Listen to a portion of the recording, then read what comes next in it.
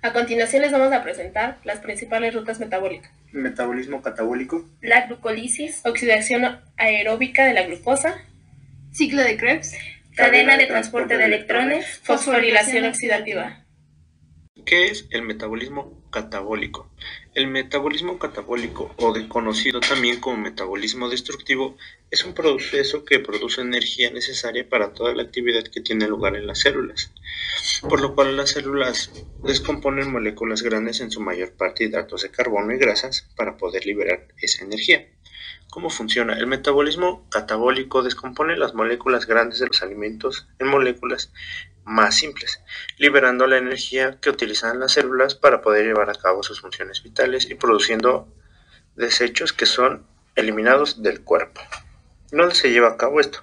El metabolismo catabólico ocurre en las células del cuerpo, donde diversas estructuras celulares y orgánulos desempeñan funciones específicas en la descomposición de nutrientes y producción de energía. ¿Con qué sustancia y cuál es el producto final de esto? Al iniciarse en diferentes sustancias, dependiendo del tipo de nutriente que éste se esté metabolizando. En el producto final, el metabolismo catabólico varía según su tipo de nutriente, que es metabolizado, y las vías metabólicas específicas involucradas. Sin embargo, por lo general, los productos finales comunes del metabolismo catabólico incluyen el dióxido de carbono, el agua y energía en forma de ATP. ¿Qué es la glucólisis? Son reacciones químicas que usan las células para obtener energía. La glucosa atraviesa la membrana celular y el citoplasma, donde se lleva a cabo la glicólisis en las células procariotas y eucariotas. La glucólisis consta de 10 reacciones químicas que transforman un compuesto de 6 carbonos, la glucosa de 3 carbonos y el piruvato. En la glucólisis se llegan a producir 4 moléculas de ATP, también 2 moléculas de NADH y 2 moléculas de piruvato. En el piruvato también puede pasar en el ciclo de Krebs, en la fermentación y el ATP. También se llegan a usar en las reacciones celulares y en el NADH. También en la mitocondria para la producción de su ATP. Oxidación aeróbica de la glucosa. Como bien sabemos, es una fuente principal de energía que a su vez degrada una serie de pequeños pasos por medio de enzimas. Posterior a esto, una proporción significativa de la energía contenida vuelve a empaquetarse en los enlaces fosfato de las moléculas de ATP.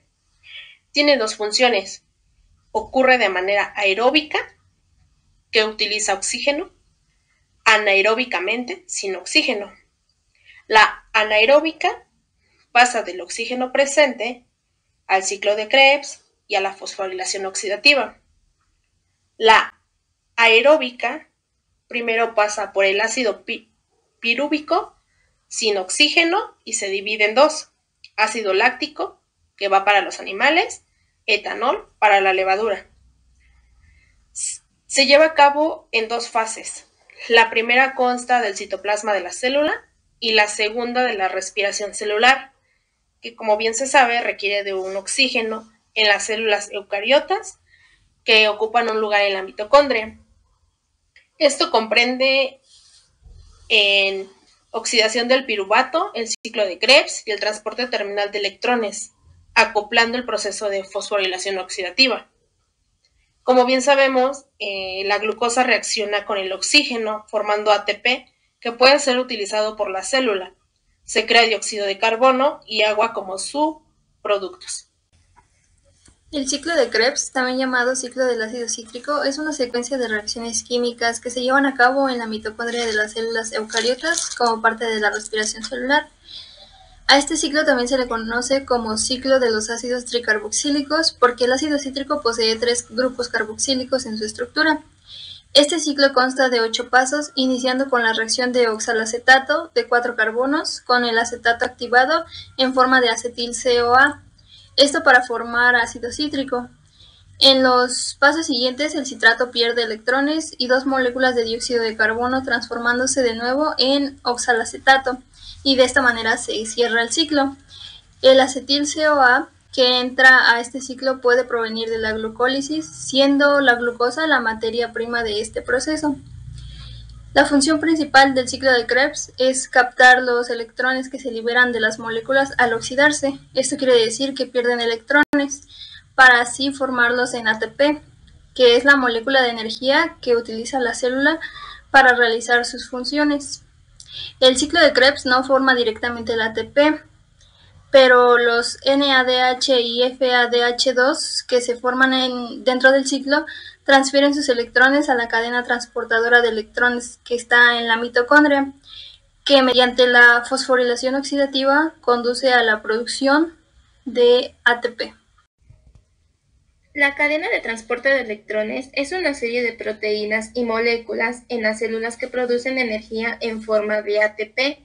Estas se llegan a encontrar en la membrana interna y en la mitocondria de las células eucariotas y la membrana plasmática en la célula procariota.